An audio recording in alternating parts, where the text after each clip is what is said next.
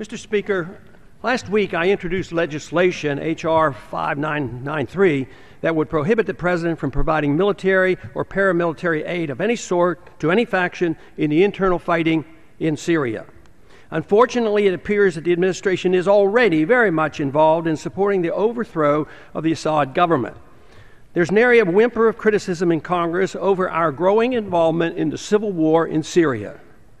The only noise we hear from Congress and repeated in the media is the complaint that we're not doing enough and that immediate, direct U.S. military action must be taken. Tragically, our political leaders show both bad judgment and short memories when it comes to the downside of our foreign policy of mischief and intervention. Our compulsion to engage ourselves in every conflict around the world is dangerous to our national security. In dealing with Syria, the administration pretends to pursue diplomacy and provide humanitarian assistance to the people.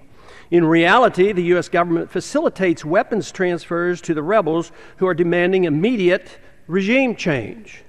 My goal is to stop our dangerous participation in the violence in Syria, yet evidence mounts that we're already deeply involved with no expectation that the administration will back away from military engagement. Recent reports indicate that the U.S. is providing logistics and communication assistance to the rebel forces.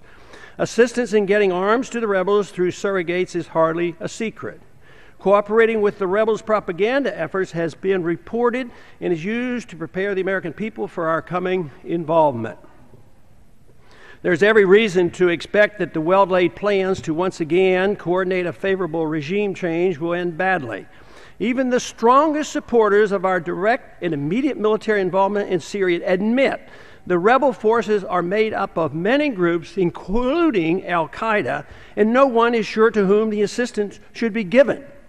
All they claim is the need for the immediate removal of Assad. This policy is nothing new, and too often in our recent history, our assistance with dollars and weapons used to overthrow a government ends up with the weapons being used instead against us. The blowback from our policy of intervention has caused a great deal of harm to us since World War II. Propping up the Shah in Iran for 26 years was a powerful factor in motivating radical Islamists to eventually overthrow the Shah in 1979. The hostages taken at the U.S. Embassy at that time was a consequence of our putting the Shah into power in 1953. Working with the Mujahideen in the 1980s, our CIA supported radical Islam in an effort to combat communist occupation in Afghanistan.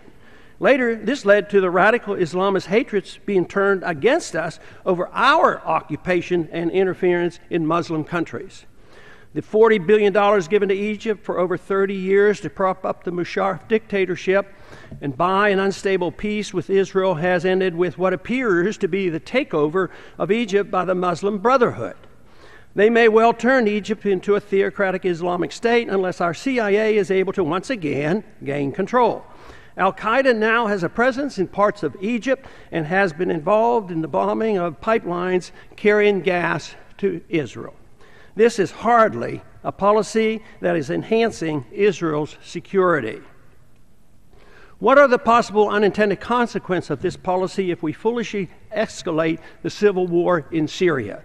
The worst scenario would be an all-out war in the region involving Russia, the United States, Israel, Iran, Turkey, and others. The escalating conflict could rapidly make containment virtually impossible. Chaos in this region could encourage the Kurds in Syria, Iraq, Turkey, and Iran to decide it's an opportunity to move on their long sought-after goal of establishing a Kurdish state.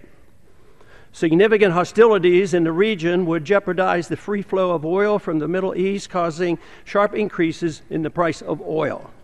The already weak economy of the West would suffer immensely. Some will argue erroneously that a major war would be beneficial to the economy and distract from the peoples from their economic woes.